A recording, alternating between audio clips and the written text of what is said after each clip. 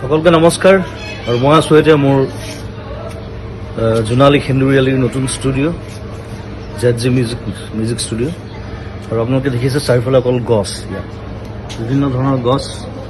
মই ষ্টুডিঅ'টো বনোৱাৰ আগতে গছবিলাক লগাই লৈছোঁ আৰু এই গোটেই বছৰটো আমি ঘৰৰ ফল মূল খাইছোঁ, চব্জি খাইছোঁ ষ্টুডিঅ'ৰ, আৰু এটা সম্পূৰ্ণ গ্ৰীণ পৰিৱেশ।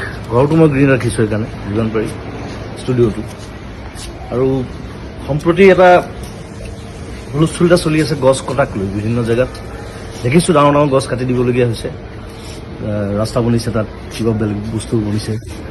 গতিকে আৰু চৰকাৰে কৈছে যে আমি গছ কাটিছোঁ যদিও আমি বিভিন্ন ঠাইত গছ ৰুইছোঁ তাক বেলেঞ্চ কৰিবৰ কাৰণে।